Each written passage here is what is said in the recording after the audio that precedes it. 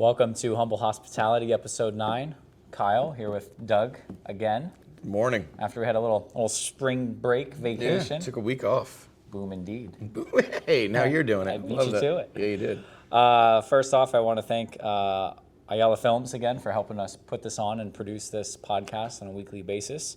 Like I said, we took last week off. We were super busy at all the restaurants, so we able to serve smiles, lots of plates at a time. Yeah. How you feeling? Good. Busy week, huh? Oh, yeah. I married someone. Why? I'm No, just kidding. They wanted to get married. I officiated their wedding. Good for them. Look at you. And Excellent chiefing. Excellent chiefing, yeah. Chief of officiating. And the father of the bride is an author. We're going to go over his books. Oh, excellent. Yep. Excellent. So, What books? His name's David Yesford. He's a Excellent. motivational speaker, Nice. leadership speaker, travels the world for it. Excellent conversation with him afterwards. Good. And Awesome. who knows, maybe we'll get him on the podcast. That's a nice little Easter egg. Yes, it is. Look at that. Easter's coming up. Yeah, I got it. Chocolate bunnies, pastel eggs. Yeah, no peeps. What? Peeps are gross. Actually, you know what's funny? Dave Lovett, who was a guest. I think he was on a guest of episode 6, if I remember correctly. 6 or 7. Yeah, 6 or 7, 6. Dylan was 7. Yeah, he was 6. Dylan was 7. He has a drink coming out of the Kyle G's for Easter. It's a drink special, and I forgot all the ingredients that are in it. I was looking at it the other day, and it's garnished with an Easter peep. Really? Of peeps, yeah. It's pretty legit. It's like the jelly bean mule or something. That's awesome. Yeah, it's gonna be. I just can't do the peeps anymore. I ate so many as a kid. All the time. Is that where the beard came from? Yeah, exactly. Yep. The peep dust gets stuck in the beard. Dust, yeah. Well, let's take a peep into leadership today. What do you think? Yep, for sure. Man, I'm full of them today. Yeah, man, that's very punny. Look at you. After watching Tom and Jerry last night, I've been practicing my dad jokes. Actually, did you see, real quick before we get into this, did you see there's a, if you haven't seen it, look it up. There's a Will Ferrell and Mark Wahlberg dad joke competition. Yes. Oh, it was very funny. I saw it last night. Yep. Yeah, that was it was like the whoever laughs first loses, Yeah, right? yeah. Yeah, It was I love good. those We videos. should do a video like that. Okay. I'm with it. What do you think, Andres? Should we do it? Yep. He's nodding his head yes. Yeah, we're getting the yes for that. Yes, all right, excellent. Well, See how quickly that turns into bad jokes on my half. G-rated jokes. Oh, yeah. Kids listen to us. Yeah, sure, yeah. We're huge. While their parents are in their car driving, Right, okay. listening to how to become eminently qualified leaders. Yes. Their kids could be in the car, so we gotta, Okay, we'll keep it G-rated. maybe PG. We'll keep it to the G code. G code. Excellent. All right, so we're gonna get through this book at some point in time.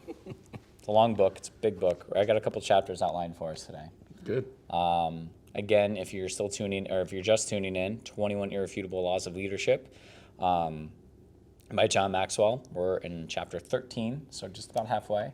We'll get through a couple chapters, and I think the next episode we'll wrap it up, and then we'll get into some new content. I think we've tormented our listeners enough with the same book. We got to keep it fresh. Good. So we'll kind of power through these chapters. I don't want the book to be over. You know what? The book's never over because Right. you got to constantly apply it on a daily basis. True. But yeah, no, I hear you. It's a great book. But with that, let's get into it. What do you think?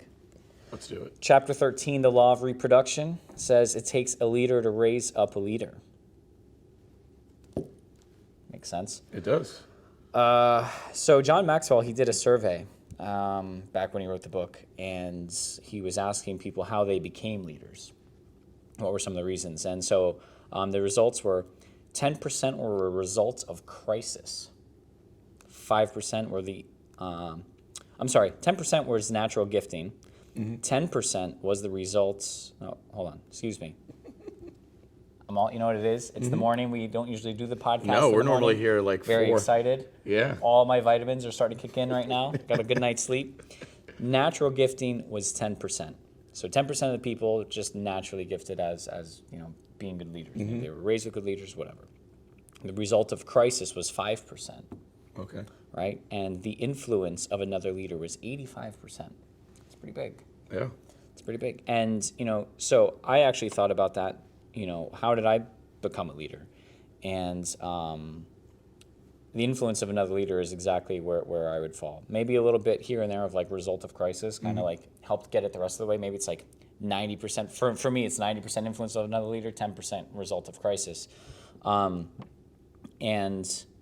yeah, I mean, the first tattoo I got right here says "Do not follow, lead," right? And Right. that's in honor of my father. He used to always tell me, "Don't be a follower, be a leader." Like I grew up with that. He was a leader. He ran his industry or company, and was a leader in his industry. So for me, that's always kind of been that mindset. But so he was an influence I had, obviously, coming up. I mean, he's your dad, like, you know. Yeah. And we had a great relationship.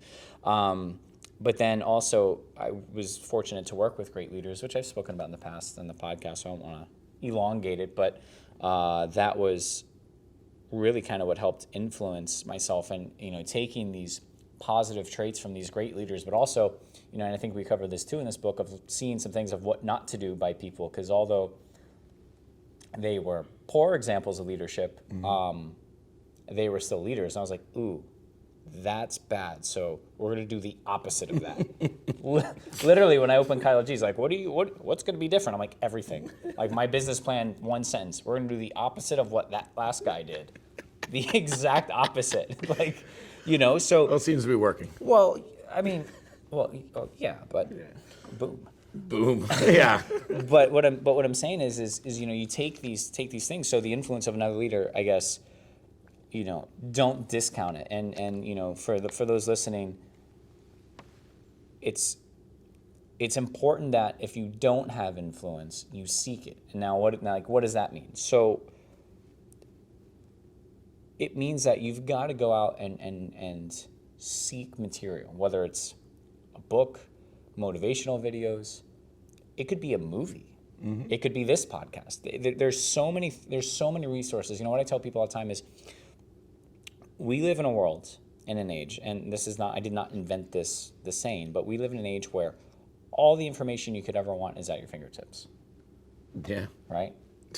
Legit. Everything you could want to learn, you could just Google it. You could YouTube it. We're on YouTube. Whatever you want to learn. So there's really no reason why we can't build or learn or have the influence. And that was one of the things where when I stepped into, you know, the role of owning the restaurant and getting it up and going, I realized I no longer had a director of operations or a GM or a president to call or a vice president or whatever. Could I call some of the people I used to work for in the past? Sure. Sometimes I did. Actually, I did a couple times just to get some advice on some specific topics. But it's not like I could call up, you know, I don't know, someone who's done this before. I just didn't have that person in my circle. Right. You know what I mean? Someone who's opened.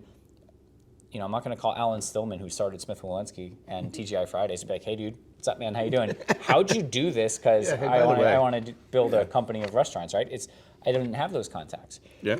So I went and sought influence by reading books, right? And finding people. And I knew of John Maxwell of the time, obviously, and had read some books, but I kept building that library of influence so I could learn more. And I'm still learning and seeking more. I got a stack of books at home taller than me that I'm like, I need to read these, Yeah, I'm very well aware of your books. which is great podcast material. Yeah.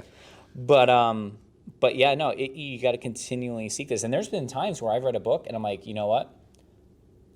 Not that I disagree, but I'm like, this isn't speaking to what I'm looking for. And I'd be 4 or 5 chapters in, and I'll close it and I'll table it. And I'm like, I'm gonna go to the next one, just because it's not. That's okay not, too. yeah. You know, it's not. I read this one book and I was like, you know what? This is great, but there's a level that there's an entry level where this is more. You know what I mean? Right. Like they can read this. I'm gonna go on to something a little more Right. involved, or maybe just with a different context. So I can't stress that enough. That the influence of another leader, I can relate to this 100%. It's very powerful. Again, positive or negative. Right. True. I was waiting for boom indeed. No, I wasn't gonna do it. I'm trying actively not to say it until I get the shirt made.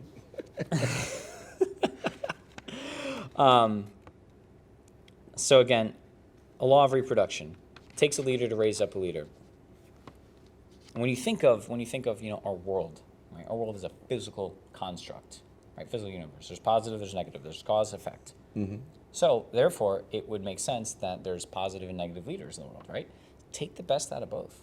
Sometimes knowing what not to do is just as important or valuable as knowing what to do. Mm-hmm. Do you agree? Yeah. Excellent. Let's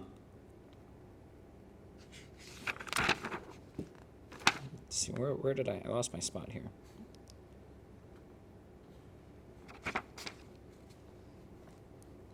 John Maxwell says, some people do it and some don't. So follow me on this.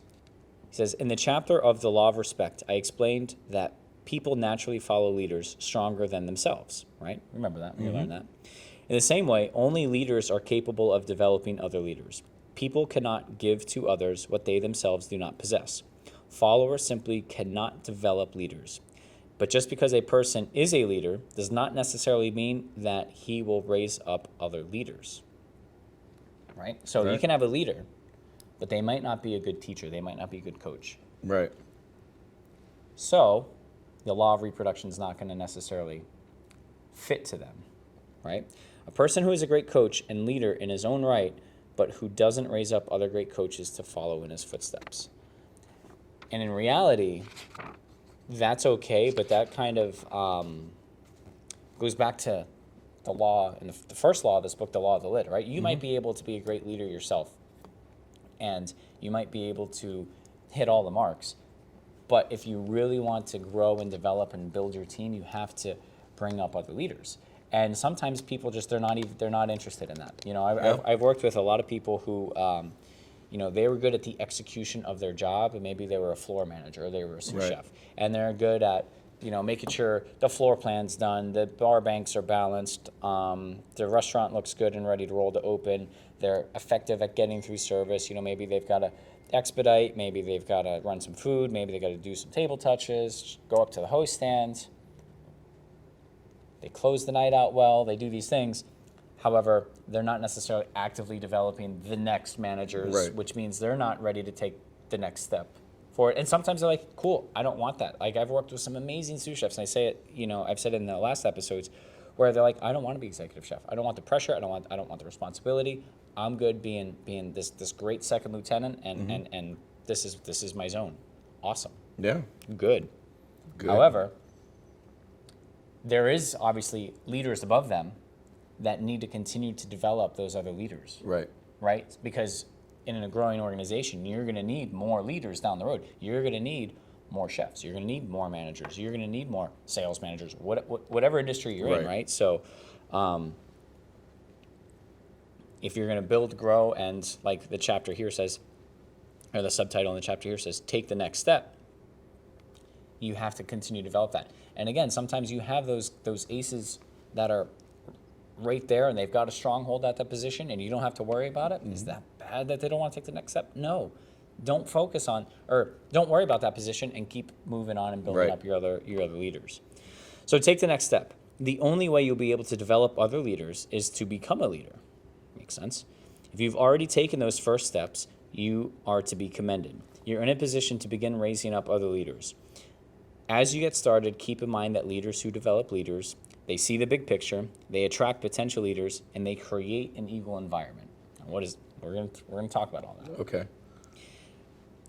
So let's say you get promoted to a leadership position. You're a floor manager, you're a sous chef, you're a lead line cook, you're a trainer, whatever the case may be. Does that mean instantaneously you're bestowed with all this power that now you're teaching and coaching leaders? No. It doesn't, right? No. It can. It could, It yeah. can, especially if you've kind of gone through this before, but you're new to this position. That's the goal, right? The goal is to be able to get there to do that. However, what has to happen first is you've got to develop yourself. You've got to develop your leadership, because you can't just walk and be like, oh, I'm the leader, I'm the boss now, you got to listen to me. I am now your teacher. And we're going to talk about, which is why I love the way this book's laid out, because we talk about it in the next chapter. You've got to build your connections. You've got to have your competency, and you've got to display your character, like we've talked about in the last couple chapters. So how do you do that? Well, you got to see the big picture, right? You got to detach. You got to get 10,000 feet in the air. You got to get 1,000 miles above the surface of the playing field of whatever you're doing, and understand really what's going on. Oftentimes, those new leaders, the young leaders, the newly appointed leaders, they'll get so caught up in the minutia of just the day-to-day simple tasks, right? You'll have a manager chasing someone around for uniforms. Meanwhile, the restaurant's burning down. Yeah. Where's the big picture? Where's your belt? Where's the fire extinguisher? Right. Exactly. And so you've got to see the big picture. If you're dialed in because you can't get your schedule or your floor plan right, meanwhile, you're doing a massive lunch shift and service is going on around you and you're none the wiser because you're here. The military calls it target fixation, right? If you've got your head down and you're looking at whatever, your GPS, or you're looking down the scope of your rifle, you don't see everything else that's going on. Yeah. Right? So, but sometimes if you can just take a step back, and even elevate yourself, Jocko says this all the time. He says, elevate yourself 1 inch above the playing field. You've got a 1 inch advantage. You're just looking and you're like, oh, what's going on, right? It's sports. You don't think they do that? They're like, oh shit, watch that guy in the corner being sneaky over there. Whatever, go cover him, right? Like, you have to see the big picture. And the only way to do that is to detach and look at it and then filter it back through, your company's objectives, your mission. What do we do? I tell my team all the time, our mission statement's simple. We serve smiles one plate at a time. And there's a lot involved in that statement. Oh, right? yeah. I'm not serving smiles if my guests are waiting at the door because we can't get our seating or our turn times figured out. Right. We're not serving smiles one plate at a time if our servers and bartenders aren't trained. Right. And they don't know the product and they don't know the computer, right? If the kitchen doesn't know how to produce their food and there's not someone upholding standards and quality there and cleanliness, right? Yeah. We're not serving smiles one plate at a time. You get a health inspection and you get a health warning, you get 27 violations. That's not serving smiles one plate at a time. No, it is not. That's serving dysentery one plate at a time. It's serving stomach aches. Yeah. Yeah, no thanks.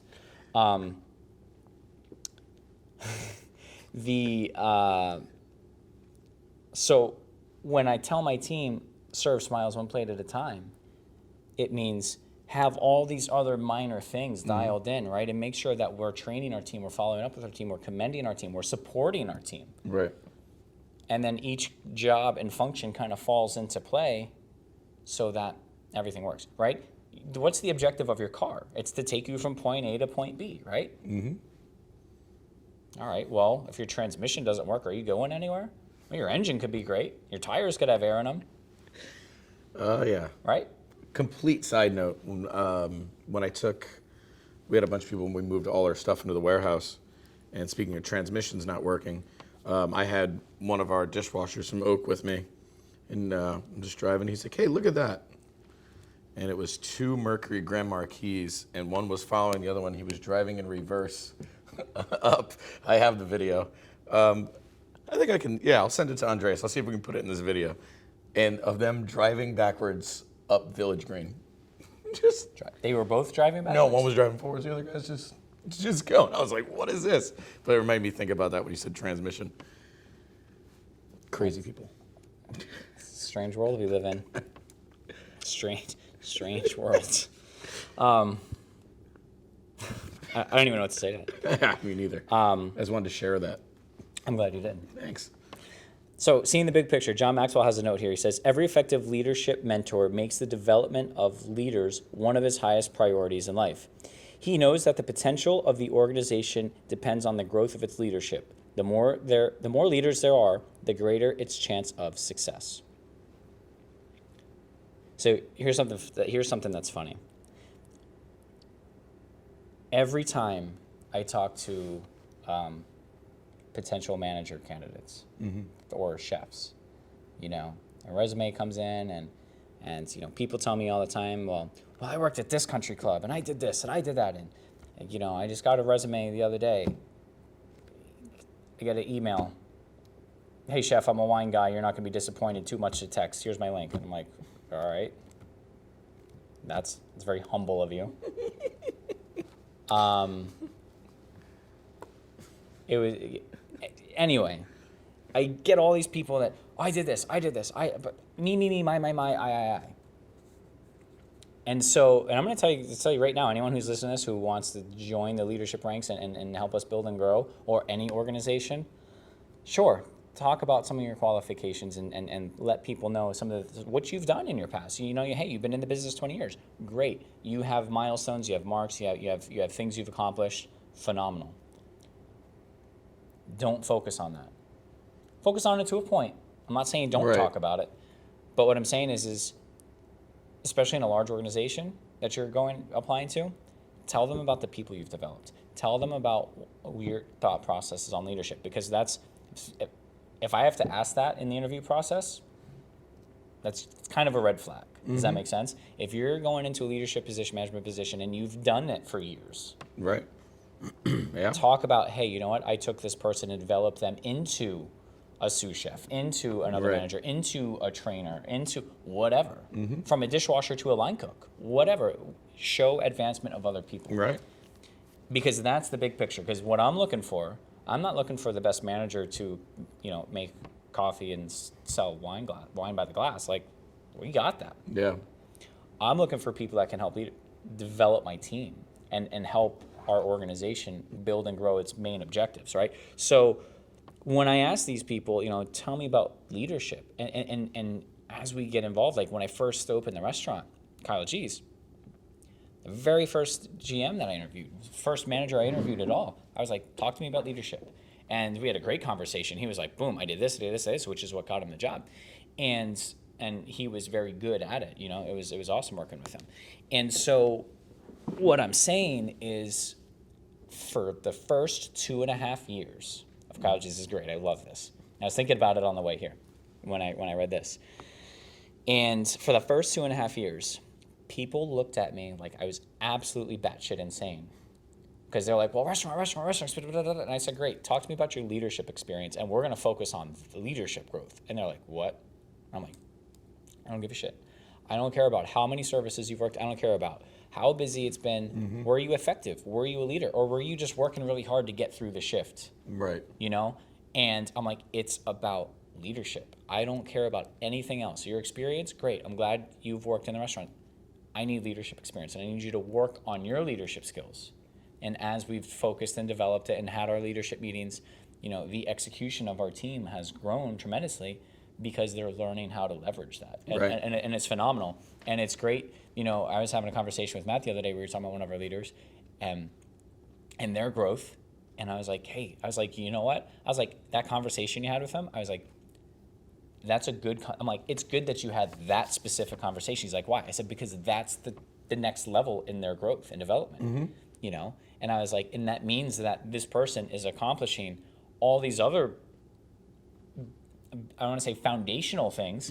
So now they're getting to the next level in their leadership growth. I'm like, that's good. That's progress. That's the next thing. That's like the next chronological thing that they need to learn Right. and implement, right? So that was really cool.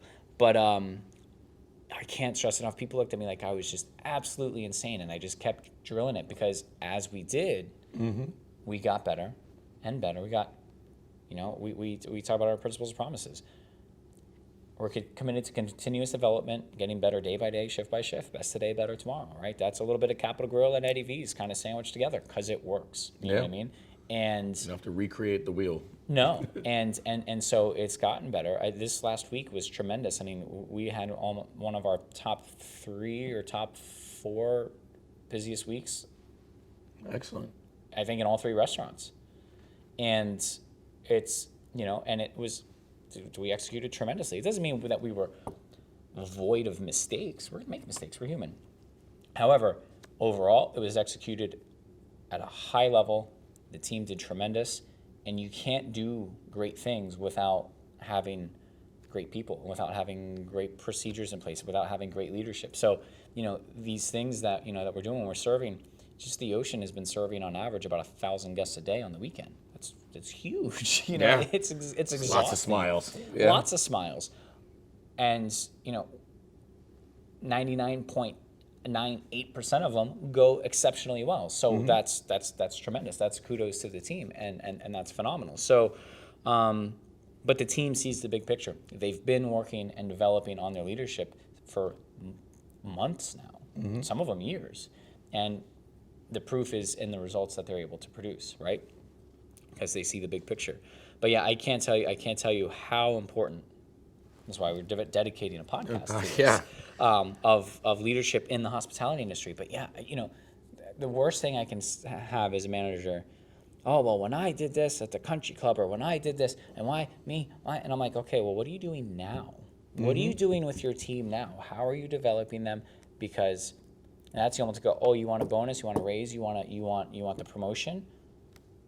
Lead your team so that someone else is able and ready to get and capable to do your job and to do your job better than you, so you don't have to go back and babysit them to go Exactly. do what you were doing. Set yourself up. Yep. Set yourself up. There's always more to be done. Always more to be done. There's no finish line. Doesn't end. No, it never does. In either of the industries. Yeah, guess what? People are hungry today. They're going to be hungry tomorrow. Yep. Yeah. Right? If you're a doctor, people are going to be sick today. They're going to be sick tomorrow. Right? If you're in construction, people are going to be building houses today. They're going to need a house tomorrow. Like, there's things that Apple, they're going to update your phone. It's going to slow down and take a shit. You're going to need another $1,400 phone next week after their updates come out. Can I tell you how pissed I am at Apple? Yeah. Side note, this weekend, the Open Table app, it was Saturday, the Open Table app starts messing up, right? Like, we'd seat people, and it's like 7 o'clock, and then it would like unseat them, and then it would show them back unseated for like the 5:30 reservations, and they're all like, and I'm like, Jesus Christ, what's wrong with this? So what happened, the app needed to be updated. So you go into the app store. I don't have Apple. I hate Apple. If Open Table could figure out a way to get Microsoft Surface to print the little tickets that we give to our servers, I'd stop. I'd throw Apple right. I'd rebuild the reef with all the iPads we have. Rebuild the Right outside the restaurant. And just throw it in the ocean. Right in the Oculina Bank right there. Yeah. And so, so I go to update it, of course. Oh, what's your iTunes app or whatever password? I'm like, Jesus Christ. Because every time, I've never been successful with any Apple product I've ever had to put the actual password in. It's like, nope, denied, locked out. You should text me. I know the password. Well, I didn't think of that. So I called Lindsay. She's like, yeah, here's the password. I put that password in. It doesn't work. The whole thing locks up. And it's like 7:30 at night. There's a million people everywhere. And we were getting them sad. It was fine. But it was causing problems at the host stand. So thankfully, she drives up in the middle of Saturday night service to the restaurant, comes, logs in upstairs. We had to get 2 new iPads because the other iPads have had so many updates that they're now super slow. So I'm like, set the new ones up first, get that, and then come down, switch them out with the other ones, update everything, and then redistribute them. So she did that. My text message changed. I was like, fucking Apple piece of shit. Like, and I'm doing voice to text, so it's just like stars. It's like F and like star, S, star. So I'm like, so later that night, I was like, oh man, I felt kind of bad. And then she's like, do you need me to come up there? I was like, yes. I was like, please. I was like, come fix it. I'm like, this is too busy. I'm not going to go sit down in the middle of 700 guests. Right. To go play with Apple and oh, it's the worst. It's the worst. iTunes, Apple, the Open Table, the login, the passcode to get into the passcode. Oh, that's the worst thing ever. Yeah. Well, at least it's not Android. And your pixelated camera. Whatever. Don't care. I can get into it. Dude, it's like, I can't even get my own information. Meanwhile, the Apple's just selling it to freaking China and everybody else. And I'm like, Jesus Christ. Like, they have, like, I mean, it's the worst. It's the worst. Anyway, back to leadership. Yes. However, Apple's was running some pretty good leadership. Still probably is. Yeah, are they the one that put like a 6th camera in their new phone? They're like, how many? They have more cameras in one phone. No, I only have 2 on this one. Yeah, I saw one with 3? Yeah, there's 3 on that one. 3. I guarantee you 2 of them don't even work. They just put them in there. Guaranteed. How? What are you filming the Matrix with these things? Like the Matrix 4? You can. They shoot in 4K. It's like which is what we're shooting in right now, right? Yeah. Wait, Andres, let's do some bullet time podcast stuff. It'd be great. Anyway, back to leadership. All right. So, leaders, you got to see the big picture. Right. And you got to contribute to the overall success of the organization, which is to grow and build more leaders. Even if they don't have a manager title, build leadership within your rank. Right. So that you have your people committed to doing what you need to get done. Yeah. inside your organization, right? Like I want nothing but a floor full of excellent leaders as my servers. Right. Because I know that they're gonna, we've got new hires that we're training. They're loving it. They're doing a great job. They're being led very well. The team's executing at a high level. They're getting incredibly compensated for it because we're busy. Yeah. Right. And so I can trust them. Right. To accomplish what they need to accomplish, which they get the financial compensation for what they're there for, and we have a good service doing it, right? So Right. all these things collectively mold together, but it's because of all the leadership at the different levels. Remember, you can be a leader whether you have a title or not, Right. So if I have 25 servers on my floor at any one time, which is true, which is real, like we have that many on a Saturday, now I've got 25 leaders executing at a high level, and I've got the management team executing at a high level. Well, that helps to serve Smiles one plate at a time because they're touching all those little touch points because they're doing it. You got to take care of your people on the front lines. Right.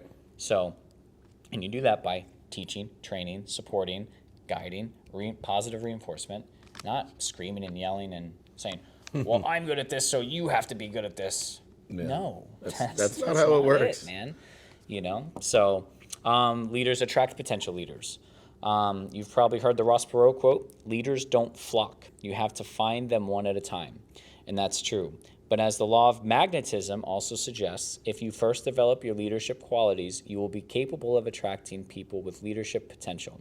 When you do that and also earn their respect, you will get the opportunity to develop them into better leaders, right?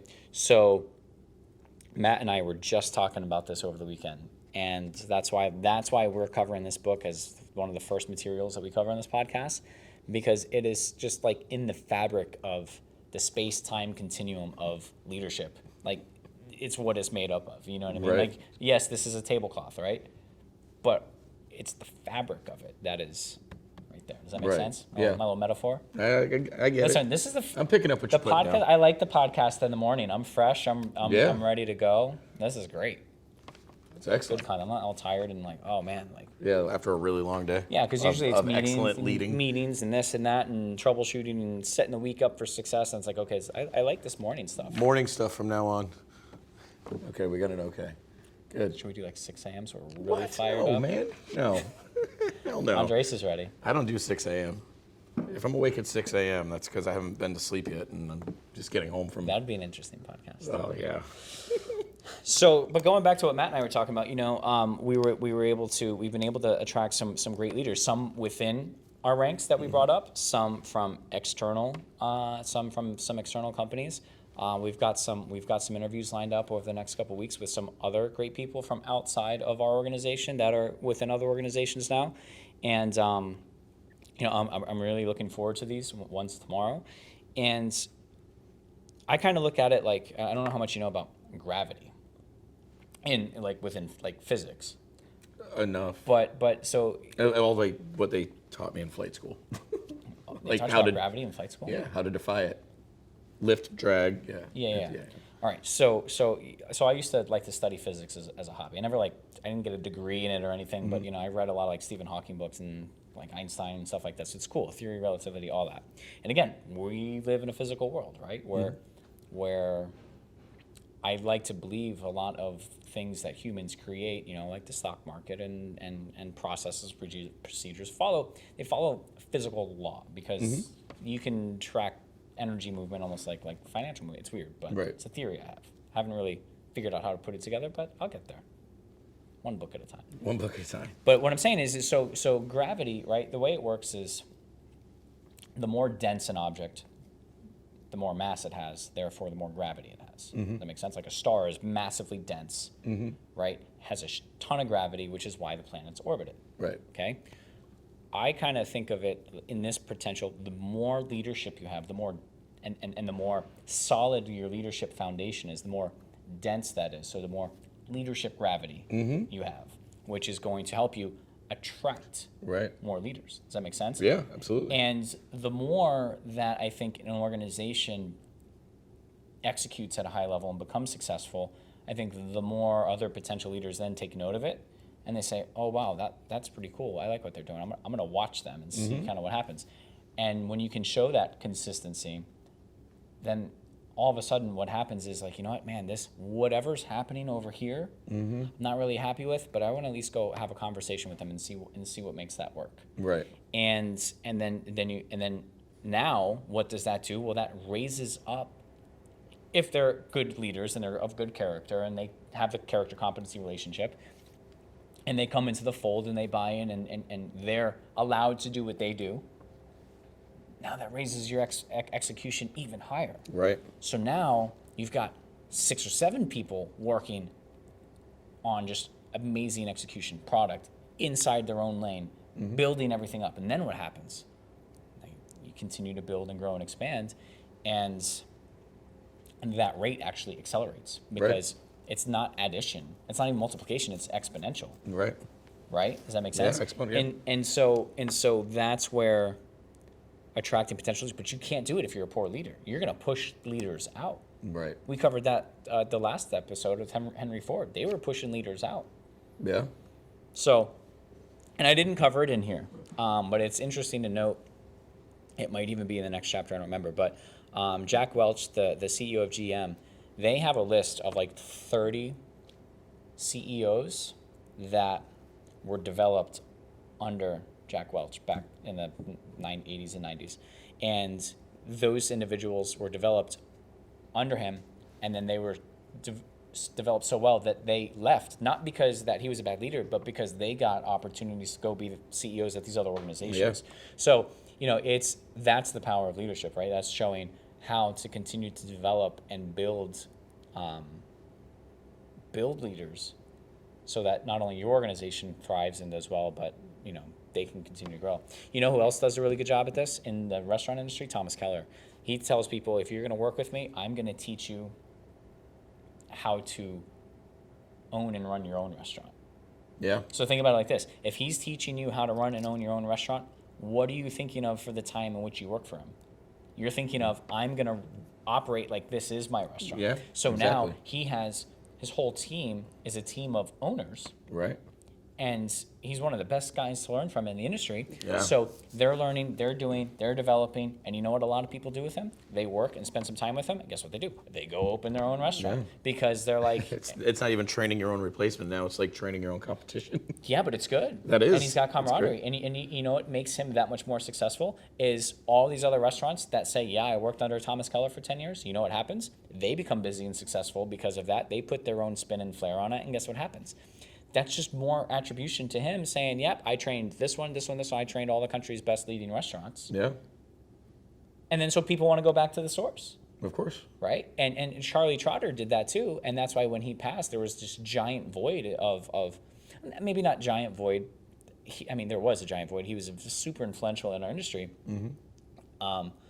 However, he inspired so many other restaurants of that caliber up around the world, but really in Chicago, that's where he's based out of. Mm-hmm. And it was very similar in that respect. A lot of people would work under him, and then they'd go and develop their own restaurants, their own concepts. And yeah, I worked for Trotter for 10 years, and so it's just very influential like that. And that was one of the things that I wanted to kind of bring with me. And I didn't know how to develop it in the beginning, and we've been working on that. In the 3 years we've been going, is developing our leaders and our team to think of how to develop it and run it as their own business, because nothing would make me happier than to have people keep climbing the ladder with me, or be like, hey, you know what? I got an opportunity to go open my own restaurant, and because of the things you taught me, I'm able to go now be successful in my lane, and that's huge.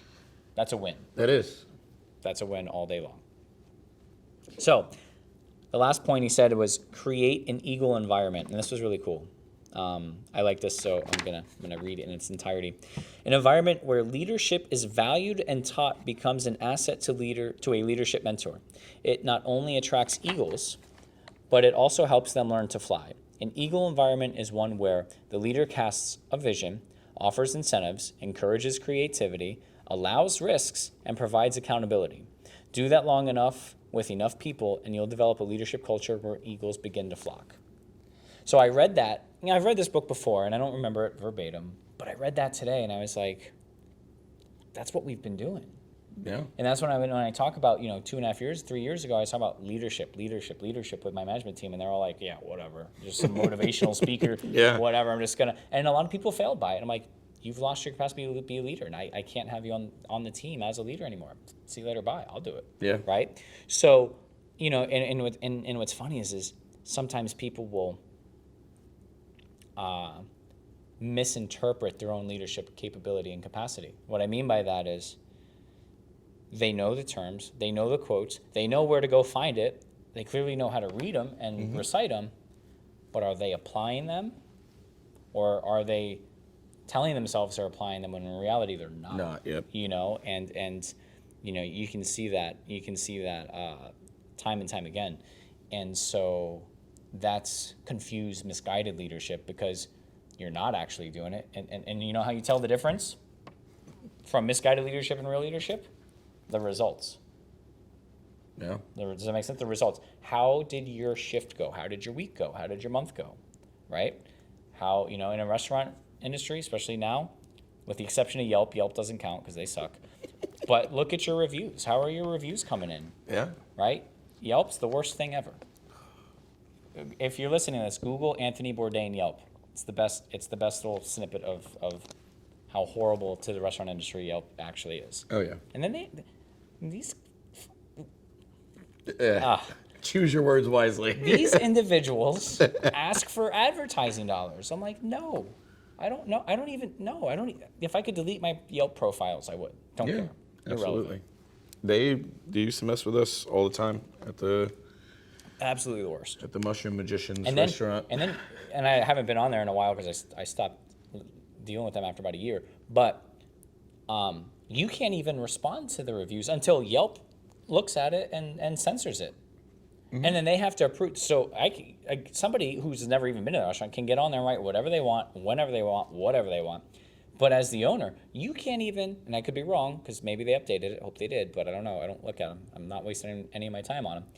You can't even respond to them without Yelp having to filter it out, and then it takes like 24 to 48 hours. And if Yelp doesn't like what you respond, they don't publish it. How? Yeah. It's called communism. I was just going to say that.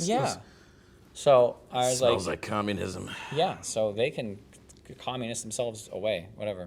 Yeah, screw them. I hated Yelp. Soviet Yelp. Soviet Yelp. So anyway, getting back to this, I'm getting off on tangents today. It's fine. I think if we're just going to read a book to people, we could just have a lullaby podcast. But I think it's our interjections and our experiences. So. Hope so. But going back to this is kind of what we did. In those 2.5 years, 3 years where people are like looking at me like I'm crazy, we naturally fostered this. Mm-hmm. And if we were to track our leadership execution on a graph, mm-hmm. I don't know what it would look like other than it would be going up. Yeah. So, but again, we can tell in our results. It's like when managers say, and when we're working on stuff, working on their leadership, and then I'm like, okay, it's a busy shift. Go. Especially now with multiple buildings, I'm like, I can't be there. I have other duties. Yeah. You guys got to make it happen. Get it done. And then I call them up and like, oh, the shift, it was easy. Imagine that. And you were busier. Yeah. I'm like, that's how it's supposed to go. Yeah. If you're running around frantically, miserably, because it's understaffed or the people aren't trained, or that's bad leadership. That is a result that equals poor execution. Right. Your guests are upset. You have to major comps, et cetera, et cetera, et cetera. Long ticket times. That is a bad shift. That means the leadership somewhere broke down and failed. But if you're full and you get 2 to 3 turns a night, and your kitchen's firing on all cylinders, and your bar's firing on all cylinders, your servers are firing on all cylinders, your numbers look good at the end of the night, guess what? And you didn't break a sweat because you were able to do what you were doing, which was see the big picture of the of that shift, and you're mm-hmm. able to detach, and you're able to go do what you need to do, which is follow up with your team, follow up with your guests, right? Maybe go help just run some food or run some drinks because it's just busy and they need an extra pair of hands, but you're able to do that, which helps you engage with your guests more and do these mm-hmm. things. Guess what happens? It's easy. It's an easy shift. It's mentally easy. It's physically easy. And you're like, oh, that was great. Yeah, do that again tomorrow. Does that make sense? Yeah. There's no mystery or magic behind it. Just do the job. Get it done. Don't. Sometimes when things are so simple, humans like to Overcomplicate. it because they're like, because a lot of times what happens, what people do is they'll have to make it harder than it is to justify the value and the worth. Mm-hmm. Does that make sense? Oh yeah. No, just do it. Just get it done. It's simple. All right. The impact carries over. Once you understand the law of reproduction, you can recognize its incredible impact on an organization. If a company has poor leaders, what little leadership it has will only get worse. If a company has strong leaders and they are reproducing themselves, then the leadership just keeps getting better and better and better, right? And here's that list of like 30 people that, again, for time's sake, I won't read it, but I mean, you can see it right there. It's a ton of people. And again, this was back in the 97 or so lots of leadership. Yeah. Wow. Cool, right? Yeah. So We'll have to take a picture and post that. we could take a picture. We can do that. Let's take a picture. Yeah, why not? Take a picture. We'll put a picture up so you can read it. Again, we'll save some time because we have more chapters to get into. Taking this picture with my iPhone. Yeah, it has because you an need 7 excellent camera. cameras. You need 7 cameras to take a picture of a page. Jesus. One camera. One.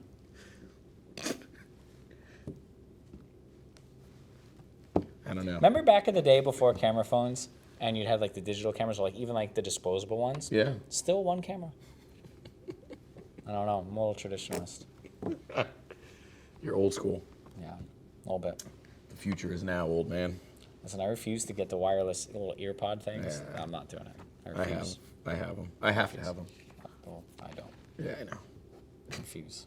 It's what Bluetooth in the car is for. It's fine. So that's the law of reproduction. Yeah. What do you think? I think it's great. Yeah? I think you know it pretty well as well. I appreciate that. Yeah, Thank you. absolutely. The law of buy-in, which is, we kind of alluded to it, so we're going to get into it. So chapter 14, the law of buy-in, which is good because I think the last chapter really sets this chapter up. Like we almost covered a lot of the law of buy-in in the law of reproduction, right? Because you're not going to be able to reproduce leaders if they're not bought into the leader that's leading them. Right. So naturally, you need the law of buy-in, right? So the law of buy-in states people buy into the leader, then the vision. Now, that's incredibly important to understand as a leader because a lot of people think that to get people to follow them, they need to have this grand vision or scheme or plan or moral reason to and there's part of that is true, but they're going to buy into the leader first, and that's important to understand. So in order for you to gain buy-in, and when people say, oh, well, they're not listening to me or this isn't happening, they're not doing this grand vision. Okay, why? And they're like, but it's like they haven't bought into you. They haven't learned to trust you. They haven't learned that you know what you're talking about, And again, Matt and I were talking about this the other day. He asked me, it was me, Matt, and Dave Lovett, and he asked me, he's like, what happened? Or maybe it was Matt, Percy, and I. It was after Saturday, and we went over to Hutchinson Kitchen, and we had a charcuterie board, a little bit of wine, and some apps. They were delicious. Oh. Fantastic. Got a little mini ham and cheese flatbread appetizer with a red when pepper I leave jelly. here, I have to go to Hack. But it was great. We were talking about this, and Matt asked me. He goes, because he's been on the team now for, he just passed 2 years. He's been in leadership for over a year, and he's been managing partner since June. Yeah, so he's been in that position almost a year, and as we all know, I can't do it without him. That's why I'm allowed to do podcasts, because he's picking out decorations for the oyster bar right now. So Excellent. Thank you, Matt Sauer. Little cover and move action. But anyway, he asked me this question, and he said, how did you get some of the toxic leadership out and get to where we are now? Mm-hmm. And I thought about it, and I said, it was just continuing to consistently apply those leadership principles, apply those standards, and continue to show my character, continue to show competency, right? And from there, it just takes time. It's like compound interest. It grows and builds on itself. And the same thing is true with leadership. So day one, year one, September 20th, 2017, when we opened the restaurant, I was this young kid that everyone was like, oh, this guy worked for corporate and he's going to try to come do these corporate things, and he doesn't know what he's doing. I've been doing this for 40 years. I'm going to show him. And then they did their same little nonsense that they did prior or whatever, and it didn't work, right? So, and they left, and then the next one, and then some people grew and build, and they're like, oh, I get it. Some people didn't, and so it was that consistent like step up level, and finally, what I think had happened was after enough trials, after enough time, after you start to get, the community giving us, service awards and open table, top 100 in the country, now 2 years in a row, all these things, and the repeat guests and raving fans and all these things. All of a sudden now you've got credibility. And the character has been tried and tested multiple times over and over again, personally and professionally. So now people are, okay, we've got buy-in to Kyle or to Chef Percy or Dylan or Matt or whatever it is, because time and time again we've delivered on what we're trying to do. Or if we make a mistake, we go and we make it right. Right. And so I think that's kind of what happened is we built our level of buy-in at a high level, and it's never going to be perfect. It's never going to be 100%, but it's about having it continue to build based on your team, and not just with your team, but also with your customers. If you're in an industry, I always call them guests, because in the hospitality industry, because they are guests. But if you're in a different industry and listen to a podcast, your customers, you got to have buy-in with them, and the best way to do that is to continue to deliver on what you promise. Serving smiles one plate at a time. That's what we do. So it's about buy-in. And here's a little section, returning back to the book, because I haven't really covered anything in this chapter yet, other than that, and a little perception of it. John Maxwell says, you see many people who approach the area of vision and leadership have it all backward. They believe that if the cause is good enough, people will automatically buy into it and follow. But that's not how leadership really works. People don't follow worthy causes. They follow worthy leaders who promote worthwhile causes. People buy into the leader first, then the leader's vision. Having an understanding of that changes your whole approach to leading people. For the person who attends one of my conferences and asks whether his people will follow, the question really becomes, have I given my people reasons to buy into me? If his answer is yes, they will gladly buy into his vision, but if he has not built his credibility with his people, it really doesn't matter how great a vision he has. Right? So follow me on this. Go ahead.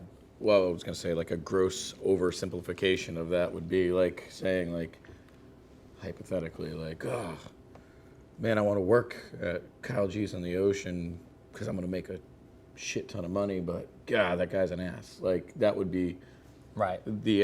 What they're saying. The what he's anti saying. to that? The anti, yeah. I like to think so. Yeah. There's my oversimplification. Excellent. I didn't say boom indeed. I was kind of waiting for you to. Nah. And this kind of goes into, what I was talking about earlier, when that manager says, oh, well, I expect this, I'm doing this, me, my, but my team can't do anything. And it's like, well, do they trust you? Do they buy into you as a person? Mm-hmm. And that's kind of where, what this last little paragraph highlights, I think, is a good summary of what's happened over the last 3.5 years is, and it's not just me, they bought into the rest of the leadership team, which is moving to the same goal. Like, when I first opened the restaurant, my goal, my objective, and still is to build a company of restaurants, to build multiple restaurants, multiple concepts. Why? Because it's a challenge, because I think we can change not change the industry, maybe we will one day, but I think we can change the culture of what it's like to work in a restaurant, make it professional, make it meaningful, make it long-term growth for those that want it, because this is a great career. Right. you know, and within our restaurants changed kind of that culture where people aren't abused, they aren't used, they aren't, you know, oh, I'm going to take a salary and now I'm working 95 hours a week. No, we don't do that. There might be a week where you do that because it's a holiday week or you're covering for someone, but it's not like that's what's going to happen for the next 7 months. Right. You know, it can be better. And so that's for guests and for team members. But I got to start with the team members. Right. So, but if I did tell people, and again, they looked at me sideways. I said, you know what? 3 years ago, hey, we're going to build a company of restaurants with multiple concepts, and we're going to serve smiles one plate at a time. And everyone's going to build and grow and develop and earn and be able to do what they like to do.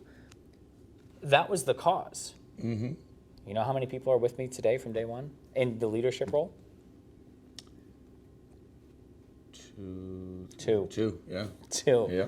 Because everyone else, no matter how good my vision and goal and objective was, I needed time for myself to develop, for the business to develop, and to continue to build that buy-in, and also to, you know, weed out some people that weren't necessarily in it for the team, but more so their own personal, and not even goals. It's good that we all have personal goals, but their own personal agendas.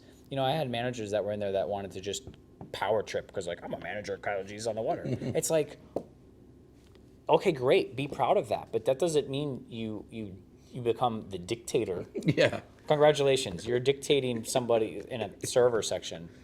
Amazing. Way to go. Yeah, it's like, you know, but some of these people acted like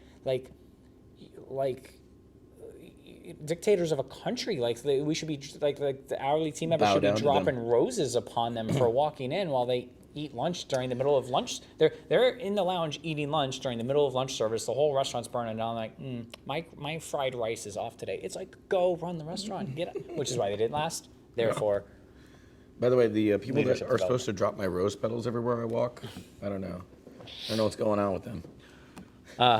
exactly. They're off today. Coming to America. Yeah. So going back to buy-in, and this is, if you're listening to this and you're new into your leadership position, or you're going into a leadership position, or maybe you already are in a leadership position, this is very crucial. These next couple topics here, because as we just said, you've got to have people buy into you before they buy into the vision, the mission statement, the objectives, whatever it is, right? And so how do you do that, right? Well, obviously we know it's character, competency, relational connection, but it gets a little deeper than that, right? And so there's a couple subtitles here in this section, and it says, you are the message. This is very, very important. Every message that people receive is filtered through the messenger who delivers it. If you consider the messenger to be credible, then you believe the message has value. That's one of the reasons actors and athletes are hired as promoters of products. People buy Nike shoes because they have bought into Michael Jordan, not necessarily because of the quality of the shoes. The same is true when actors promote causes. Have the actors being suddenly employed becomes experts in the cause they're promoting? Usually not, but that doesn't matter. People want to listen to Charlton Heston as he speaks for the NRA, not because they believe he is an expert in the field of hunting or guns, but because they believe in him as a person and because he has credibility as an actor. Once people have bought into someone, they are willing to give his vision a chance. People want to go along with people they get along with. All right? So you are the message. So and this kind of leads into the next topic where it says it's not an either or proposition. So you've got to convey and exemplify what it is you're doing, why they're buying into you, and embody that message, that goal, which is all wrapped up in character, competency, and relational connection. Does that make sense? So it's not an either or proposition. You cannot separate the leader from the cause he promotes. Like, you have to eat, sleep, and breathe that cause and be that consistent message all the time. Personal, professional. You can't be professional at work and then go to the bar with all your hourly team members and start hanging out with them and causing issues. You see them out and about, hey, how you doing? Buy me a drink, move on. You know what I mean? You have to draw that line, right? Because you can't be the boss at work and buddy outside of work. Yeah. Because when you have to teach, when you have to hold accountable, when you have to have that buy-in, you have now just given it away. Right. And it doesn't mean you can't socialize, doesn't mean you can't make jokes, doesn't mean you have to come in all serious face at work, you know. You have to find that balance, but you can't flounder and flip-flop like that.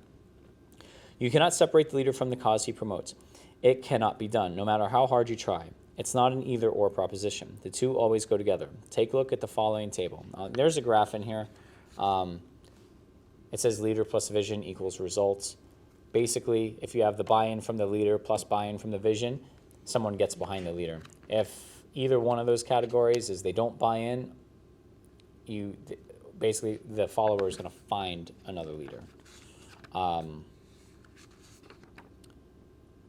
That makes sense. Right? So they're going to find another leader somewhere, whether it's in another organization or within that organization, and that might not be the right person they're going to follow. Right. Remember, leadership takes many forms. You don't have to have a title. You can have someone, in an hourly position that might not be a good leader, but for whatever reason they're charismatic and they're good at what they do, so they're like, yep, I'm going to follow this guy instead of who I'm supposed to follow. And now you have almost like a, for lack of a better term, almost like a little Diet Coke version of a mutiny. Because they're doing other things that shouldn't be done, and that's where things start to go awry. Now, here's where it becomes something of the leader's responsibility. Because what if you have someone who is a leader within your ranks, and what they're doing is actually better, but maybe the manager, the chef, the GM, the CEO, whatever it is reluctant to see that that's better and wants to suppress that or oppress that. Does that help anybody?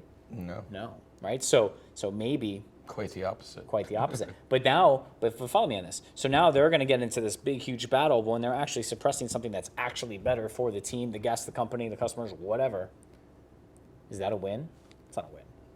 So how do you got to communicate there, right? So maybe that manager, that leader needs to subordinate their ego and say, hey, show me what you're doing, how you're doing it, because there's value in it and good job, and I want to implement this across, the team or other concepts or whatever it is. That's a win. Now you just added value. You learned yourself and you made a win. But maybe whatever it is they're doing over here shouldn't be done. Maybe it goes against the ethics of the company. And if that leader has to squash that. So it's all circumstantial, but you have to be able to identify it, and you have to be able to communicate at a high level so that you can get it done. That makes sense? It does. 100%. Good. I don't get to add much because between you and Maxwell here, you guys cover the gamut.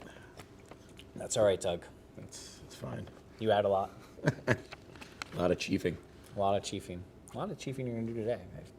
I feel your chief list is pretty extensive today. It is. Next chapter, the law of victory. All right, hold on.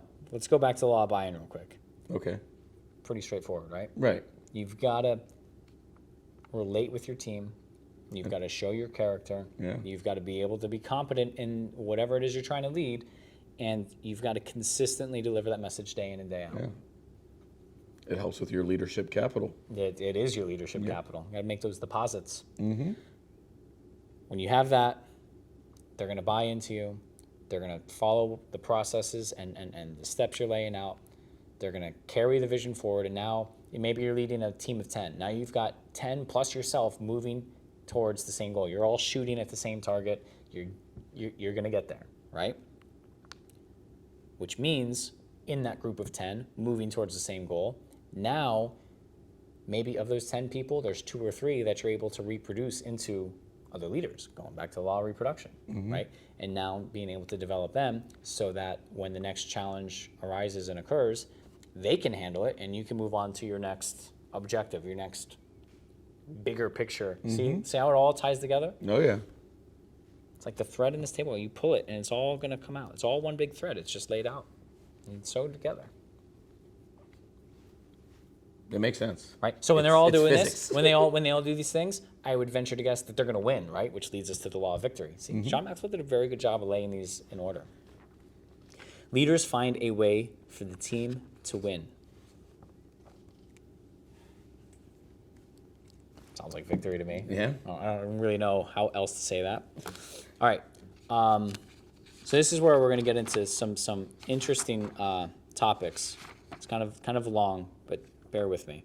We're going to get to some interesting topics about World War II, and particularly Britain's involvement. And it's pretty interesting when you look at this as the law of victory, because it shows, what I think this is going to show is it shows the amount of fortitude that the leader has to have and how to convey that.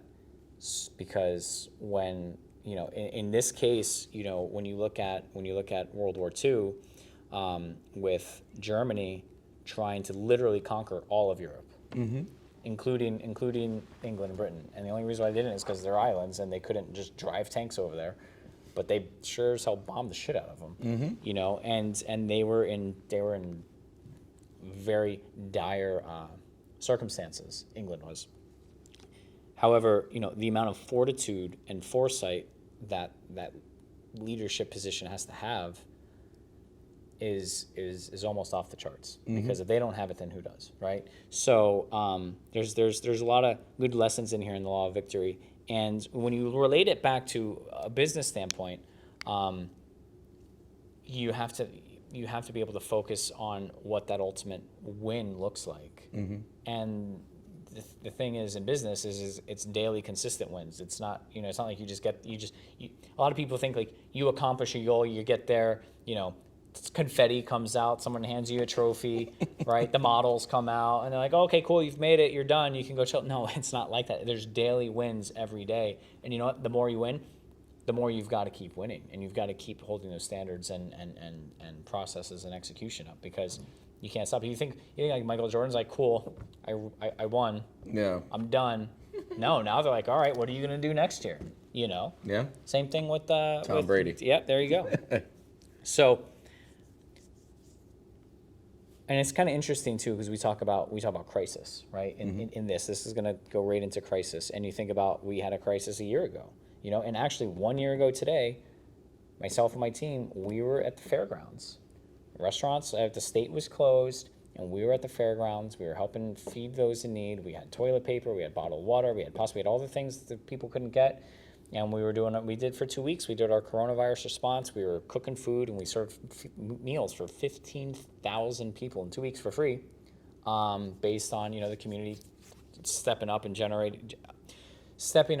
purchasing these meals, because a lot of the people that they help support with the meals couldn't get food because everything was shut down. So we were producing it, and thanks to 25 United and Stephen Layton for helping us, organize this and put that together. 25 United's the nonprofit that we ran all this and teamed up with. And I remember sending messages to my team and basing this all in leadership. I'm like, hey, we're still going to serve smiles one plate at a time, even if we don't have a restaurant to work in. There's people that need us, and we have people, the tools. And what was great about that on our side, outside of being able to help people, but just from a team member standpoint, was we were able to provide our team with at least some type of income over those 2-3 weeks, while the state was still figuring out how to get unemployment and what it was going to be and what those benefits were. So, and then it took forever, but at least we were able to provide our team with another, like I said, 2-3 weeks of income. Those that wanted, I said, listen, if you guys want to, you can. If you want to stay home, you can do that too. I'm offering an opportunity. A lot of people stepped up, and they were able to at least keep food on their table. Yeah. Until we could get things figured out, and now here we are, literally a year later, and we're still not through the pandemic yet, but at least we are doing better. Yeah. A little bit. Florida is. Texas is.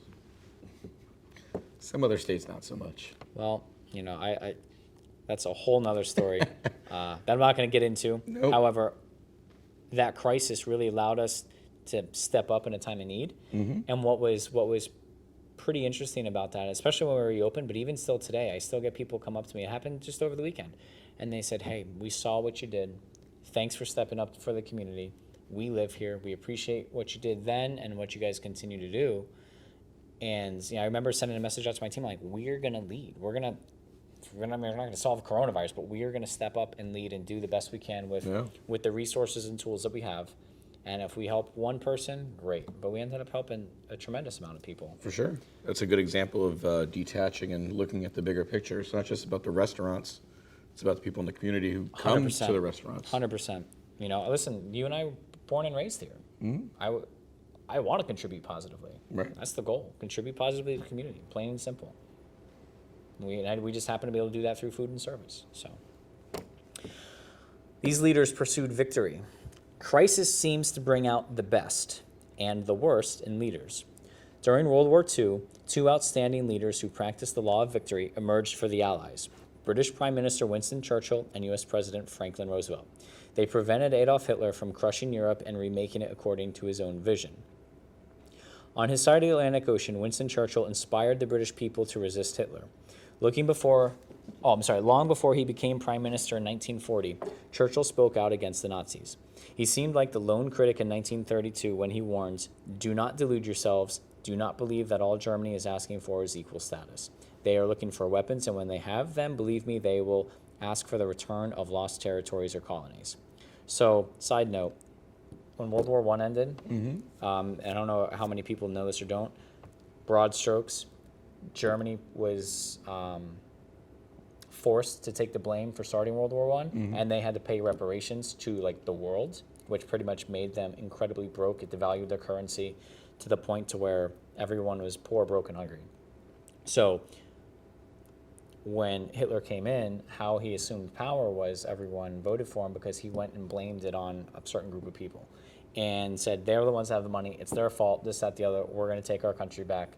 And that's then fast forward to the atrocities that they did. That's pretty much the very layman's terms what happened. So, you know, what Churchill was saying was, he's like, hey, Germany's not lobbying for equal status and trying to get out of this, even though, 15, 20 years prior they were in it. He's like, they're looking to get everything that they had back and then some, because they lost a lot of territories and colonies from World War I. So that's kind of what happened. And so Hitler used that to gain his own power and authority, and then just went completely off the charts of horribleness. Churchill continued to speak out against the Nazis, and when Hitler annexed Austria in 1938, Churchill said to members of the House of Commons, "For 5 years I have talked to the House on these matters, not with very great success. I have watched this famous island ascending incontinently, fecklessly, the stairway which leads to a dark gulf. Now is the time at last to rouse the nation. Perhaps it is the last time it can be roused with a chance of preventing war, or with a chance of coming through with victory should our effort prevent war fail." So unfortunately, Prime Minister Neville Chamberlain and the other leaders of the Great Britain did not make a stand against Hitler, and more of Europe fell to the Nazis. By mid-1940, most of Europe was under Germany's thumb, but then something happened that might have changed the history of the free world. The leadership of England fell to Winston Churchill. He refused to buckle under the Nazis' threats. For more than a year, Great Britain stood alone facing the threat of German invasion. When Hitler indicated that he wanted to make a deal with England, Churchill defied him. When Germany began bombing England, the British stood strong, and all the while Churchill looked for a way to gain victory. Churchill would accept nothing less. Time after time, Churchill rallied the British Prime Minister. It began with his first speech after becoming Prime Minister, which he's got a little paragraph here. John Maxwell put in, and it says, and this is one of the first paragraphs, or a paragraph of the speech. I'm not sure where in the speech it lies. It says, "We have before us an ordeal of the most grievous kind. We have before us many, many long months of struggle and of suffering. You ask what is our policy? I will say it is to wage war by sea, land, and air with all our might and with all the strength God can give us. To wage war against a monstrous tyranny never surpassed in the dark, lamentable catalogue of human crime. That is our policy.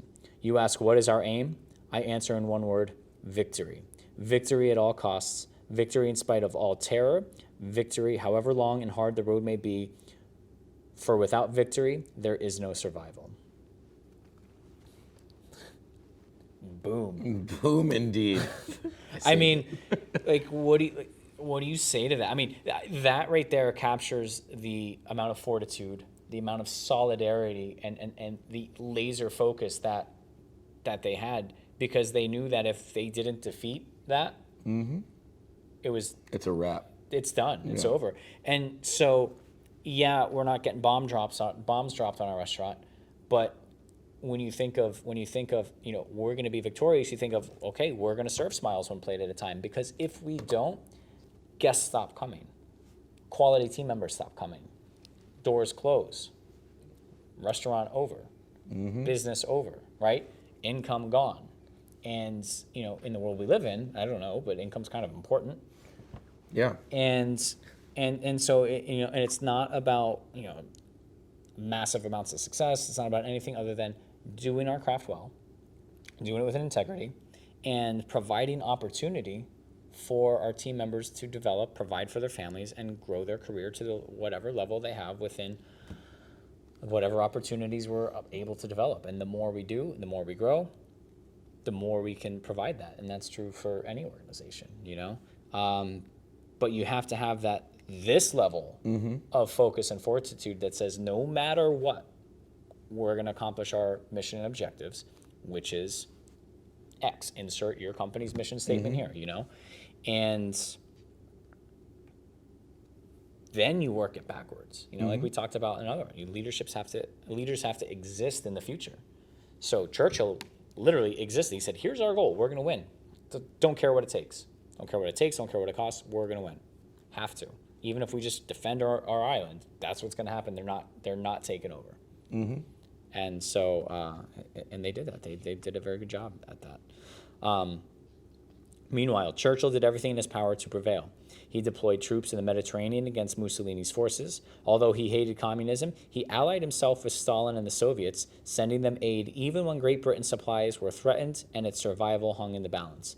And he developed his personal relationship with Franklin Roosevelt. Keyword there, relationship. Though the President of the United States was reluctant to enter the war, Churchill worked to build his relationship with him, hoping to change it from one of friendship and mutual respect to a full-fledged war alliance. In time, his efforts paid off. On the day the Japanese bombed Pearl Harbor, ushering the United States into the war, Churchill said to himself, "So we have won after all." Again, being a leader, developing relationships, right? And he had to make some tough decisions. He had to spread himself thin, send troops elsewhere to countries that had nothing to do with him. He had to ally with who he perceived to be enemies of what he believed in, with the communists, with the Soviets, right? But he knew that he had to, because that would ultimately make them stronger. Right. That makes sense? Yeah. What do you think? So you got something for this? No. I see it. No, I do not. No, I remember there was the Hitler freakout videos. And it was like, it's from the movie. I have no idea what movie it is. But people redid them with like all these funny things, because it's all in German, so you can't really understand. So they put funny subtitles, blah, blah, blah. But I researched it afterwards. I'm like, what is this from? So I went and watched it and saw like how Stalin sold him out because he sided with Churchill and all that. And that was the psychological warfare of it. Yeah. Is really... Yeah. And, I'm not going to claim to be a World War II expert on here. I've read a little bit about it and seen some documentaries. It's very interesting. I like to learn about history, but I think it's Netflix that has, World War II in color, which was like an awesome, couple episodes of an overview of, both the European and the Pacific theater during that time. And it was very, very interesting. Some of the challenges that all human beings faced at that time, and it's just tremendous. And when you go and study the economic impact of it, during and post-war, when you look at it strictly through an economic lens, it's even more interesting. And again, by no means am I an expert, but it's just things that make you go, it's wild. Yeah. Moving on with this, he talks a little bit about Franklin Roosevelt's involvement. So another leader dedicated to victory. Prior to December 1941, Franklin Roosevelt had already been practicing the law of victory for decades. In fact, it is a hallmark of his entire life. He had found a way to achieve political victory while winning over polio. When he was elected president and became responsible for pulling the American people out of the Great Depression, it was just another impossible situation that he learned how to fight through.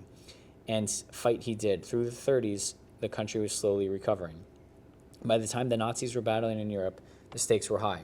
Pulitzer Prize-winning historian Arthur Schlesinger Jr. noted the Second World War found democracy fighting for its life. By 1941, there were only a dozen or so democratic states left on Earth, but great leadership emerged in time to rally the democratic cause. The team of Roosevelt and Churchill provided that leadership like a 1-2 punch. Just as the Prime Minister had rallied England, the President brought together the American people and united them in a common cause as no one had ever had before or has since. To those two leaders, victory was the only option. If they had accepted anything less, the world would be a very different place today. Schlesinger says, "Take a look at our present world. It is manifestly not Adolf Hitler's world. His 1,000-year Reich turned out to be a brief and bloody run of a dozen years. It is manifestly not Joseph Stalin's world. That ghastly world self-destructed before our eyes. Nor is it Winston Churchill's world. The world we live in is Franklin Roosevelt's world. Without Churchill in England, all of Europe would have fallen. Without Roosevelt in the United States, it might never have been reclaimed for freedom, but not even an Adolf Hitler and the army of the Third Reich could stand against two leaders dedicated to the law of victory." Pretty powerful words. Yeah, for sure. Someone writes that about you. That's Yeah. You did something important. Great leaders find a way to win. So I think we're done with the war stories there, but this is another great example. And I probably read more of this chapter than I have of the other ones. Again, you got to get the book to read it all. But I just thought that this was important to underscore how strong of a focus it is to have on winning and victory, especially when you're in business or you're leading a business. Because if your business doesn't win, you can't provide for your team. You can't provide basic things, let alone growth or opportunity, and it's important. So when the pressure is on, great leaders are at their best. Whatever is inside them comes to the surface and works for or against them. It's funny. You know what's funny about this? And I just thinking about this. So 2 weeks before COVID hit, I put up a Facebook post because I came across a quote, and it was adversity doesn't define leaders. Mm-hmm. It shows what they're worth, right? Mm-hmm. Or adversity doesn't build character, it reveals it. That's what it was. And I remember sending a message to my team, quoting that again, saying, "Guys, 2 weeks ago I just said this. Restaurant, everything's closing down. Like, we're gonna reveal our character. We're gonna lead. We're gonna do it." So it's really cool to see that and have the last year to reflect on and be like, "Oh yeah, we actually did all that stuff." Yeah. Just a few years ago, Nelson Mandela was elected president of South Africa. It was a huge victory for the people of that country, but it was a long time coming. The road to victory was paved within 27 years of Mandela's own life spent in prison. Along the way, he did whatever it took to bring victory one step closer. He joined the African National Congress, which became an outlawed organization. He staged peaceful protests, and he went underground and traveled overseas to try to enlist support. When he needed to, he stood trial and accepted a prison sentence with dignity and courage. And when the time was right, he negotiated changes in the government with F.W. de Klerk. Not sure who that is, but someone in South Africa, I believe.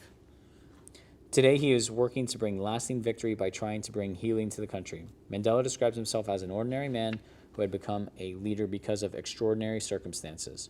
I say he is a leader made extraordinary because of the own strength of his character and his dedication to the law of victory.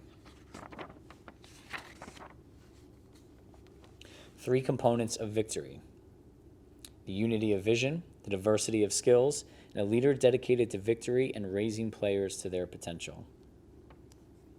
Right? So you've got to unite your team towards that same mission and objective. Because if they all are aiming for the same target and that is crystal clear, you're going to have your team and your organization moving all in the same direction and firing at the same target. If you don't have unity of vision and everyone's kind of scrambled doing their own things, maybe you've got 5 people that you're trying to lead and everyone's going in 5 different directions.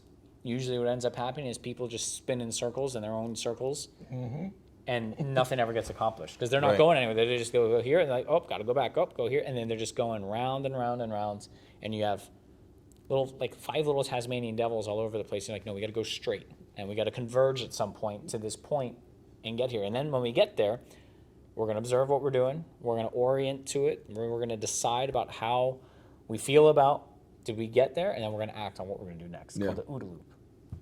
Observe, orient, decide, act. OODA.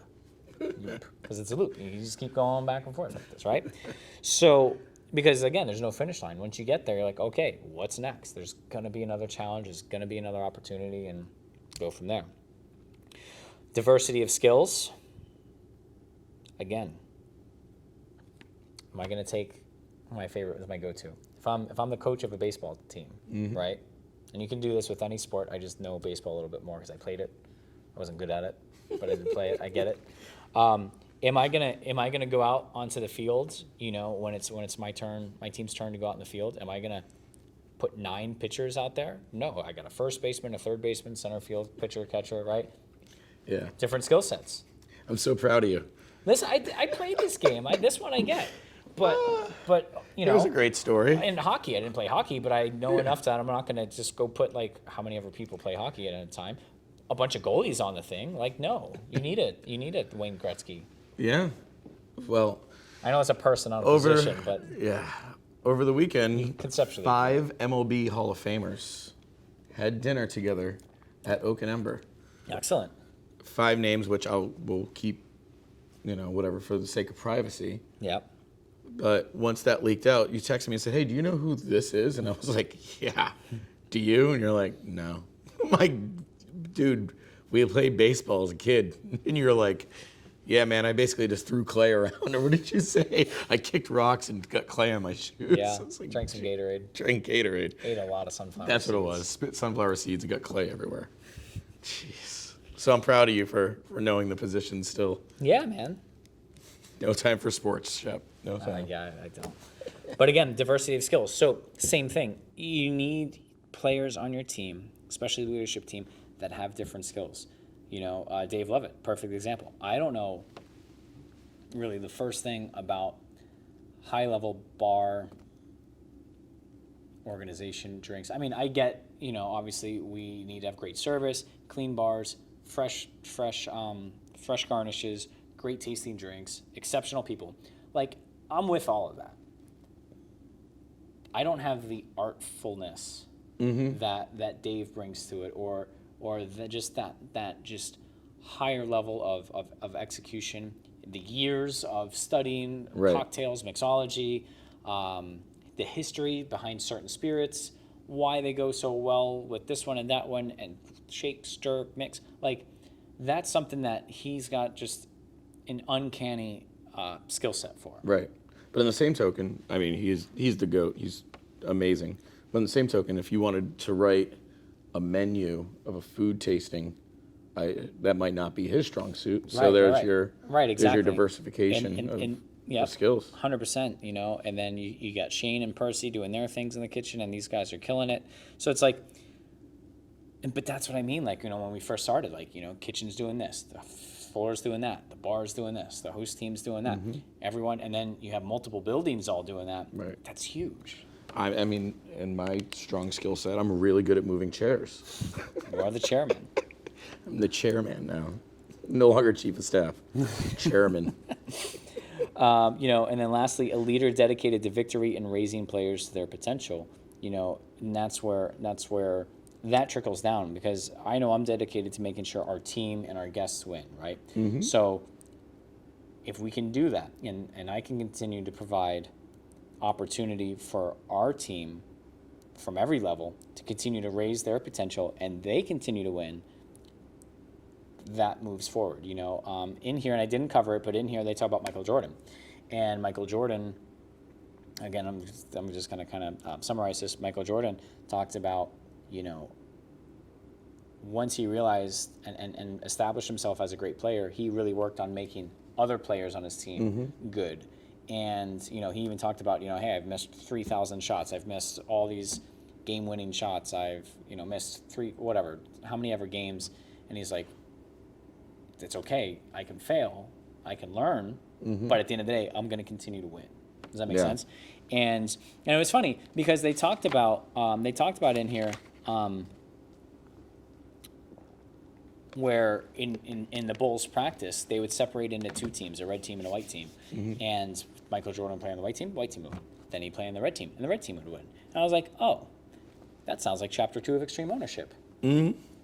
No bad teams, only bad leaders, right? Where, and if you haven't read it, definitely read it. But basically it's talking about, regardless of who the players are, if you put good leaders in leadership positions, they're going to raise those players' ability up. Right. And you're going to win. Oh, yeah. Now, that win might look a little bit differently, but at the end of the day, you're going to win. Still a W. Listen, what? Fast and Furious. What's his name? Toretto? Dominic Toretto? Yeah. What does he say in the very beginning? He's like, doesn't Inch matter or whether mile. it doesn't matter whether you win by That an was inch a or mile. terrible Winning is Vin winning. Diesel. Yeah, it sounded like Bat Diesel. Diesel. That's pretty good, actually. I like that. But you have to raise your players up, and it doesn't matter. Again, it doesn't matter if you're taking your dishwasher who's never worked a day in the life in the restaurant, and you're like, hey, I'm going to show you how to peel carrots and get them into the prep world. And it doesn't matter if you're taking your bar back and saying, you know what, I'm going to show you how to make your basic daiquiris, rum and cokes, martinis. Raise them up, build their skill set, let them buy into you, and provide them opportunity to build, grow, and develop their skill set, their ability, themselves, and then you will find that you have people bought into you, winning, you're setting the stage to reproduce more leaders, which gives you a little bit of momentum, which leads us into our next chapter for the next podcast, which, on a little cliffhanger here, it's going to be the law of the big mo. It talks about momentum. And once you have that momentum going, it's a lot easier for you to really dial in on the leadership because now you have momentum and you're going. It's kind of like a train, right? Oh, I can't wait to talk about that one. I have a lot to talk about with that. With momentum? Oh, yeah. All right, good. Oh, yeah. Good. Boom, indeed. That sounds Boom, good. indeed. And that's why, John Maxwell did a great job of writing this book in order. It all relates together. It's an easy read. It shouldn't take you 12 episodes of time to read it, but we like to talk about it and break it down and have a laugh here and there. So, it's exceptionally important to just the foundation of your leadership skill set and abilities. And there's so many different avenues to go. So when you understand these and you can identify these tools and you know how to apply them, it makes things so much easier. And you can always find a way to root it back. Again, this weekend I was talking about it.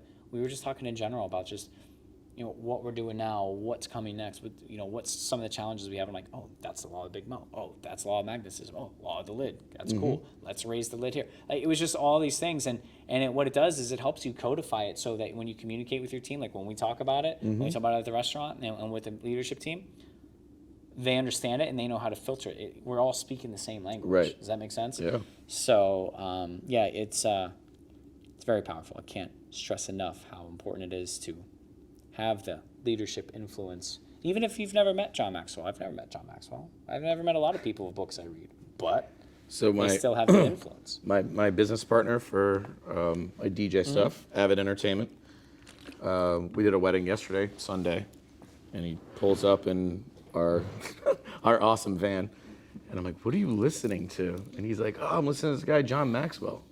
I was like, what? He's like, yeah, man. He's like, I hear you and Kyle talk about leadership. He's like, we should look at it as well. We have a company with a bunch of people. We have 5-6 people that work for us. We're not, 200 people deep, wish. And I was like, oh, that's excellent. He's like, yeah. Mind blowing. He's like, he's a good guy. I'm like, what? He's like, oh yeah, he comes to speak at my church and I do all the audio for him. I'm like, what? Like, John Maxwell? And he's like, you know him, Classic. Yeah. Just like totally normal. That's awesome. Yeah. That's awesome. No, but that's great though. But you know what? I mean, but that's the power of reproduction or the law of reproduction, right? Yep. Absolutely. But that's great too because that's the whole objective of this podcast is to help other people become better leaders, whether they're in the hospitality business or not. And even though that's kind of like a hybrid of hospitality, what you guys do. I mean, it is hospitality. It is, yeah. It's not serving food and drinks, but you're still providing Serving product tunes. experience. Serving tunes one happy ear at a time, maybe? 2 happy ears, I guess. Sure. Well, it depends. Yeah. Depends on which side they're facing. Yeah. But that's awesome. And so and there's actually a handful of people that have kind of reached out to me and be like, hey, I love the podcast. You guys it's helped me grow as a leader, and we're only a couple episodes in, and which is great. And as we continue to cover more content, and we get some different perspectives, I love it. We get some other people on here that maybe we don't even cover book. Maybe we just interview other leaders within our community, which is on the map. I like it's come together, and I feel like it's magnetic. See what I did there? I mean, I have into the law of magnetism. I have a friend. She's a pilot, and she was on Facebook asking for recommendations of leadership books.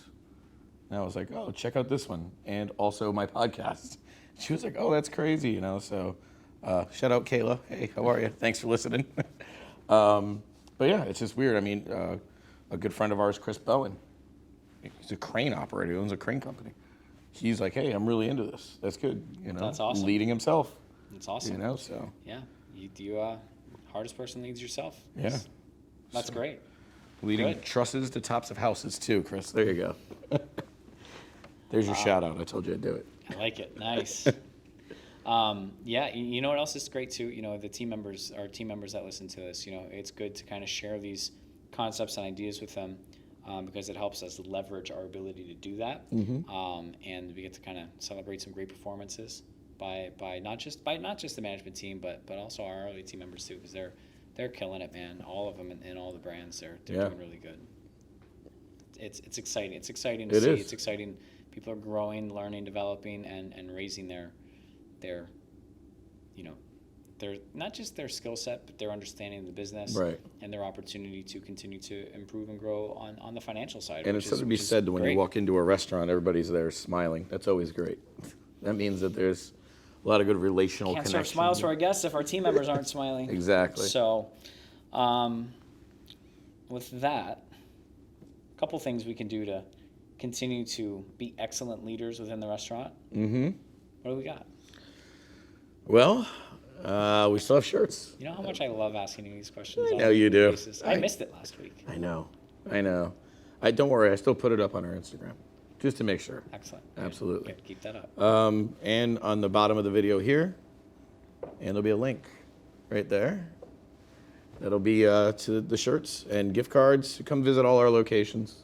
We'd love to see you and serve you a smile one plate at a time. Excellent. Smiles. Do I bring up the... Nah, I'll wait for that. The $1,400 stimulus thing, the status that went viral. Oh, yeah, bring it up. Why not? That was fun. That was good. That was great. I loved that. That was fun. Somebody made a status that said, Stimmy hit. It said, me at Kyle G's. Have Kyle bring me my shit. Yeah, and you know what? You know what's funny is that was funny. But B, I put a thing on there and I said, and maybe I gotta announce it, but I said if someone can put pictures to this, we would vote on which one was the best or the funniest. Yeah. And then I was gonna sponsor a tomahawk steak dinner for 2, and then I would actually bring that shit to the winner. So, but I didn't see any pictures. So here's the open challenge. All right. This is the open challenge. Tomahawk steak dinner. I'll get you taken care of. For the best picture. For the best picture to match that meme, and I will literally bring that shit. That's awesome. I'm with it. I'm with it. Aside from that, make sure you subscribe if you're watching on YouTube. Share. Maybe share with your friends. Share it with your friends. Share with your friends. Say, hey, I learned a little bit about the law of reproduction and not the kind of reproduction you're thinking. The leadership reproduction. We went a whole episode without you saying that's what she said. That's great. I almost said it when you said we were 200 people deep. But I refrained. But since you opened now you did it. Since you opened the door, that's what she said. Absolutely. Sorry. I follow The Office a lot. I love The Office, and I saw some Office memes on there this weekend that were pretty funny. But I wanted to send someone, but nobody else. Never seen an episode. I've watched all the outtakes. It's all right. Yeah. It's all right. I'm gonna bring my that's what she said coffee mug next podcast. Perfect. Put it there. I'll put my Jocko Go in it. Excellent. Well, that's it. Until next week when we talk about the law of momentum, the Big Mo, and we finish out the book. Which we'll be getting some momentum starting tomorrow because we're getting some equipment delivered to the Oyster Bar. Yes, I'm glad you brought that up. We have kitchen and bar equipment coming up. Man, that's nice. Segue. Nice little It's like I've done slide. this. Yeah. Yeah, kitchen and bar equipment get delivered to the Oyster Bar the next 2 days. The thing, it looks so good right now. Yeah. The tiles up. I wanted to post pictures are so up. bad, and I Don't- just no. nope, I'm not doing We're it. gonna wait. We're gonna wait to post pictures. Ugh. We're gonna reveal it. We've got it looks really good. It's sick. We're currently I'm jinxing myself here. We're on track for the last week in May, assuming city and state things go well as far as like all the inspections and licenses and stuff. So as long as city and state can decentralize their command and get their stuff done that they need to get done and process my applications, we'll be in good shape. But yeah, it's looking really good. Awesome. Yeah. Actually, I might go over there after the podcast. I might go over there after this. So I got to go do ham and cheese tasting at Hutchison I Kitchen. bet. I bet. So that is all I got. Again, subscribe, share, like. Come and eat. Come have some of Dave Levitt's Jelly Bean Mule on Easter, April 4th. It's coming up. So is it 2 weeks, roughly? Week and a half? Yeah, 2 weeks. 2 weeks from yesterday, Easter. Jelly bean mule. Jelly Bean Mules with Easter peeps. I'm actually going to try that. You should. Oh, yeah. Excellent. All right. Next week, The Law of Mo. The Law of the Big Mo. And we're going to finish the book. We're going to finish We're the going book. to finish. I promise we were going to finish the book. There's like 4 different books I want to cover next, so I don't know which one Okay. it's going to be. We'll see. I'm excited, though. Excellent. Boom. Fantastic. Indeed. All right. Thank you guys for watching or listening. We'll see you again next week, and happy leading.